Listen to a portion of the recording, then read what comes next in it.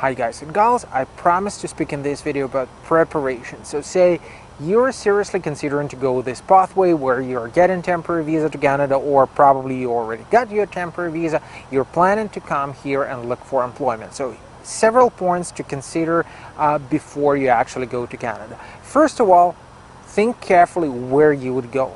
As an example, it doesn't probably make much of a sense for a construction worker to go to Toronto and expect that the employer will be helping you out simply because there is more than enough specialists in Toronto.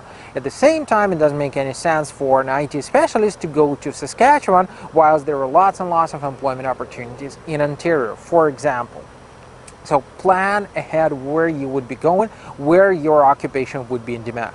Second thing which I seriously recommend you to consider is getting yourself accustomed with immigration law, at least on a basic level. So what would you be asking for your employer to do? Like, how would the whole process work? Because trust me, most of the employers, they have absolutely no idea of what you're asking them to do, how the sponsorship process would look like, and in fact, it could scare the hell out of them. So if you could explain to them while on a short conversation like what the sponsorship would entail, which documents would be required from them, that would help you a lot. Now, of course, considering which documents you would be using, what would be required from an employer, think carefully where you would be going and which option you would be considering. Would it be the major pathway where the employer would be required to apply for labor market impact assessment, LMIA insured, or that would be LMIA exempt?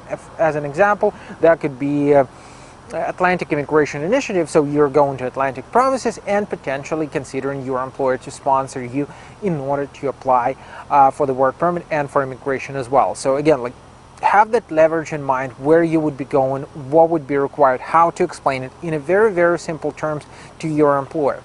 Next thing to consider is, of course, your budget. Like, plan it very, very carefully, because guys, look, it's quite difficult to survive in Canada without a car. It's quite difficult to get yourself to employer's premises without a car. It's quite difficult to live here while you're looking for an employer and not to spend lots of money. Like, I've seen a couple of examples where people were coming in, they were purchasing a data plan on a cell phone, they were purchasing computers, etc., and money were running out like very, very quickly. So plan your budget very carefully as well. Plan your timing very carefully. Now, when it comes to timing, here's what I mean. Lots of people actually make this mistake. They're coming to Canada, they're looking for an employer, they are probably successful. After like 4 or 5 months, the employer is finally there. Now the employer would have to create an account in job bank, the employer would have to extensively advertise the position, and your period of stay in Canada, authorized period of stay, is very close to its end. So you either have to extend your stay, you gotta have careful reasons to list it to immigration officers why they should allow you to stay in Canada, or you should be considering going back home. So have this plan B. What if, whatever was not successful to find the employer in the first couple of months, how to proceed further? Will I be able to keep that contact with the employer, say as a marketing specialist? Will I be able to get back home and work for the employer remotely while they are working on sponsorship documents? Or will I be staying in Canada and somehow communicating with the employer while my, say, status extension is in process? And of course, last but not least, plan your future. What would happen next? Like, I mean, this work visa, considering that everything goes fine, you get your work permit in Canada, where would it lead you? Are you looking to work in Canada for a few years, or you're looking to get back, or you're looking to apply for immigration? Would you use these points in your express entry profile? Would you be using it, as I said, in Atlantic Immigration Initiative? Would you be using it in provincial nomination? Like, how exactly would it work for you? And what if that doesn't work for you exactly, like straightforward way?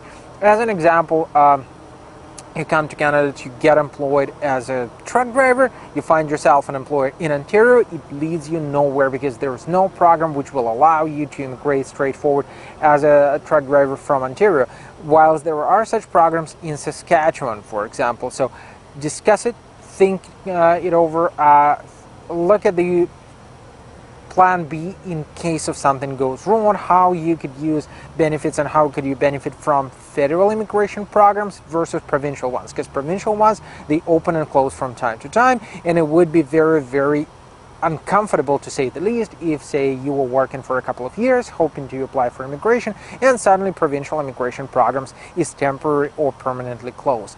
If you want to discuss that preparation, if you want to discuss how to do the homework properly, mostly welcome to consult, mostly welcome to sit and discuss your options with us if necessary, so you would have that clear pathway in your mind. Stay tuned with us, and of course subscribe for the channel.